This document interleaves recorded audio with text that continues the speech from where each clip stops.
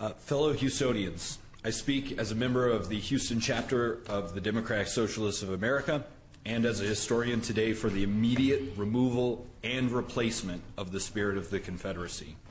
Now, someone maybe later today, maybe they've already said it to you, maybe tomorrow is going to say, of course, slavery and segregation were bad, but this is our history. Shouldn't we just leave up history? Well, as a historian, let me make one thing very clear. We choose our history. We choose how to frame and how to venerate the past every single day. We choose what heroes to remember and what evildoers to condemn. And as a historian, if you'll let me, I'm going to tell you a little bit about the choices Houston has made in the past and ask you today to make the right choice.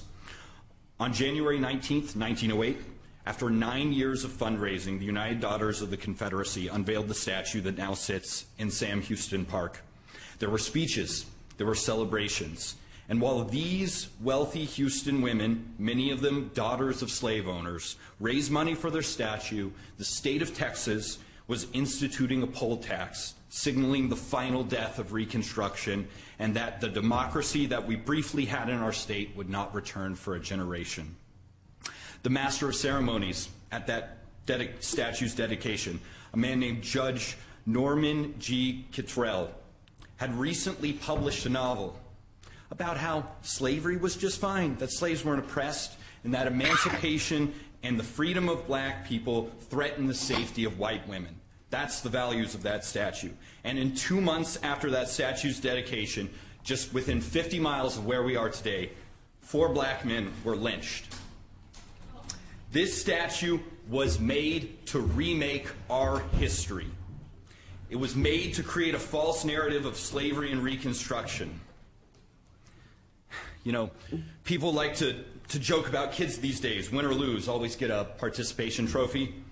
And some people have said that a Confederate monument, a monument to losers, is the ultimate participation trophy.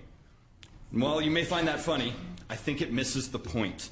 When this statue was erected in 1908, it wasn't a participation trophy. It celebrated a victory. It celebrated the victory of white supremacists.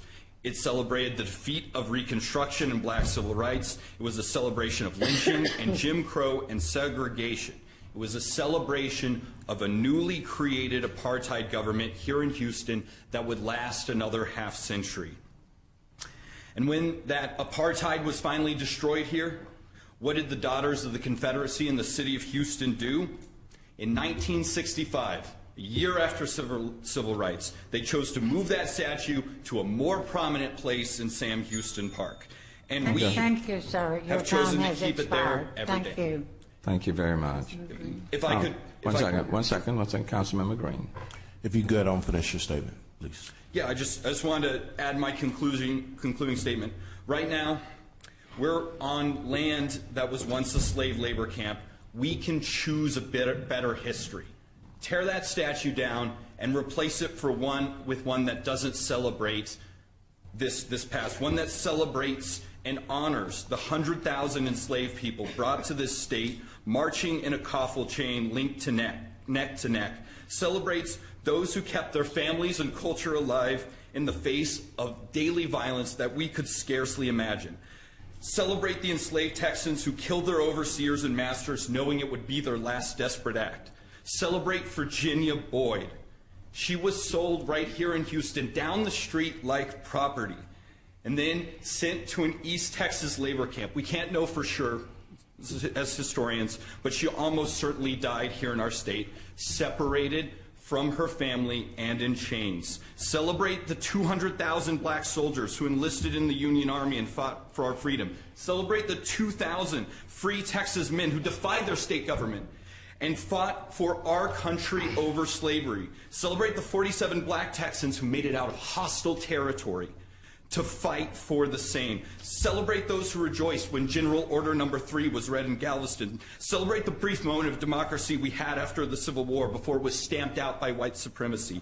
Celebrate the black Texans who on the other side of that statue built a community of free men and women Let's join with other communities across this country and other countries, in Haiti, in Jamaica, in Barbados, everywhere slavery and white supremacy have been defeated and will continue to be defeated. Let's build a different statue. A statue like theirs that celebrates our triumph over oppression. Choose to celebrate this history and not the revisionist history of white supremacy. For the past 109 years, we've kept this statue up, and if you leave this room without acting today to remove it, you will make the same choice. Pass an order to remove it today.